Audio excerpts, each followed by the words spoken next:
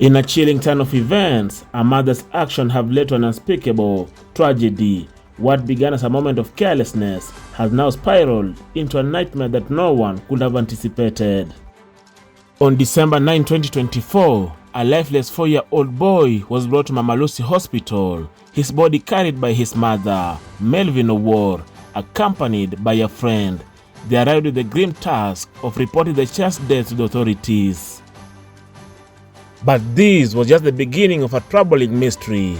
After the body was left at the mortuary, Melvin and her friend disappeared, switching off their phones.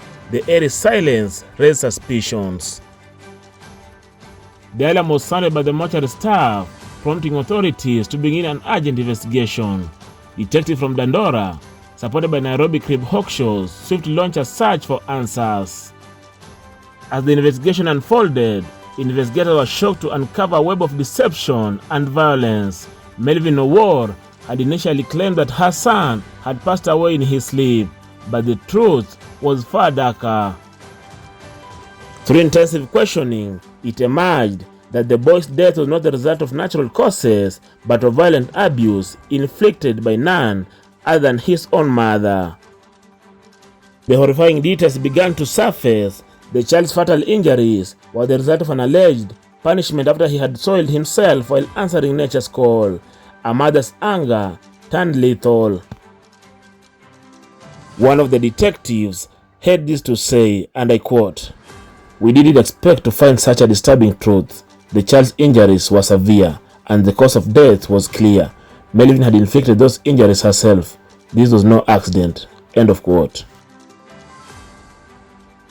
As the investigation deepens, the true horror of this strategy has become painfully clear. Melvin Owor, the biological mother of the deceased child, is now in police custody, her story unraveling in the face of the evidence.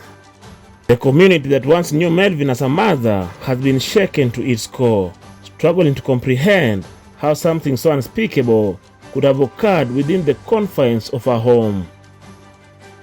As detectives work tirelessly to uncover the full details behind this young boy's tragic death, one question remains: how could a mother, entrusted with the care of her own child, let this happen?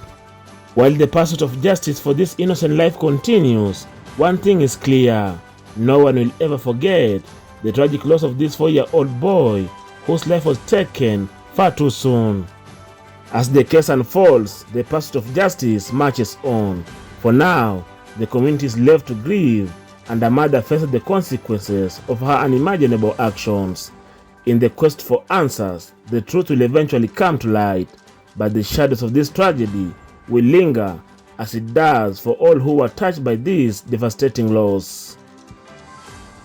Reporting for News Time TV, my name is Felix Wandera.